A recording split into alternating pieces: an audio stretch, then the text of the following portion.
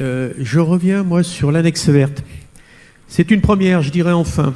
Il aura fallu que la loi nous impose l'évaluation climat lors de la présentation du compte financier unique pour qu'à posteriori, on tente de savoir quelles ont été les conséquences de nos arbitrages budgétaires sur le climat.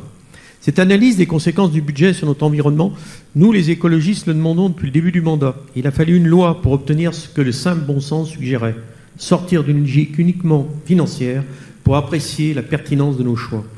Pour anticiper de façon responsable et pertinente, il faut prendre en compte la réalité dans toute sa complexité. Nous en sommes aujourd'hui au premier axe, celui de l'atténuation du changement climatique. La canicule que nous vivons et l'élévation dramatique des températures dans le monde en soulignent la terrible actualité. Il y en aura 5 autres à explorer, ça a été évoqué, d'ici 2027. L'adaptation au changement climatique, la gestion de la ressource en eau, j'insiste, la transition vers une économie circulaire, la gestion des déchets, la prévention des risques technologiques, la prévention et le contrôle de la pollution de l'air,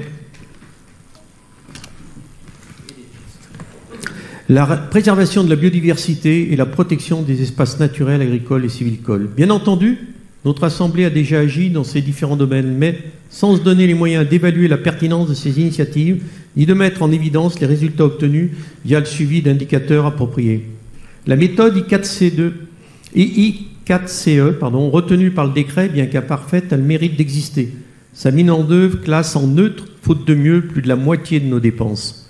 D'autres méthodes ont déjà vu le jour. L'une d'entre elles, fondée sur les travaux de l'école des mines de Saint-Étienne, semble plus pertinente. Le bilan du plan de relance que nous avons eu de cesse de réclamer et qui vient de nous être présenté est emblématique à cet égard. Nous avions insisté pour que des critères environnementaux et sociaux soient pris en compte pour l'allocation des ressources dégagées par cet effort considérable d'investissement. Beaucoup d'entre vous, en responsabilité, les ont intégrés, certes, mais cela n'a pas été le cas pour tous les projets retenus. Cela a eu une double conséquence, nous priver d'éventuellement financements croisés plus nombreux, nous empêcher d'anticiper de manière concertée les changements climatiques à l'œuvre. Le 17 octobre dernier, nous avons échappé au pire dans la vallée du Gier, par miracle. Au vu de l'importance des dégâts causés par ces inondations, aucune victime n'est à déplorer. Mais qu'en sera-t-il demain si rien n'est fait, si nous n'anticipons pas la suite, pourtant hautement prévisible? Tellement prévisible que certaines communes et de nombreux particuliers ne sont plus assurables. Pour être garantis contre un risque, il faut qu'il soit aléatoire. Quand il devient certain, cela devient impossible. Ce que nous demandons, et nous l'avons évoqué avec M. Julien, c'est d'utiliser une méthode d'élaboration du budget qui permette d'intégrer une réflexion globale en amont des prises de décision. Faire des constats a posteriori, c'est bien, mais ce n'est pas à la hauteur des défis qui s'imposent à nous dès aujourd'hui, et même depuis bien plus longtemps, bien avant le 17 octobre dernier.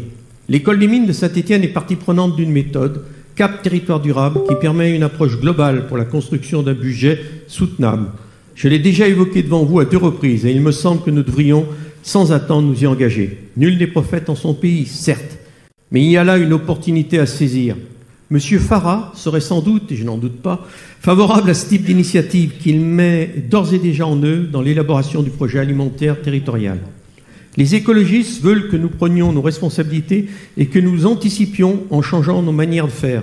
Le contexte a changé et change encore à toute vitesse. Il nous faut nous adapter, nous équiper pour que nos décisions restent pertinentes. S'accrocher à un plan de mandat devenu obsolète n'a pas de sens. S'accrocher par exemple à la réalisation d'une patinoire dans le contexte actuel, c'est faire preuve d'un entêtement coupable. Notre Assemblée a tranché dans le bon sens sur la question et nous en sommes rassurés. Une page se tourne. Essayons d'écrire la suivante le plus efficacement possible. Merci.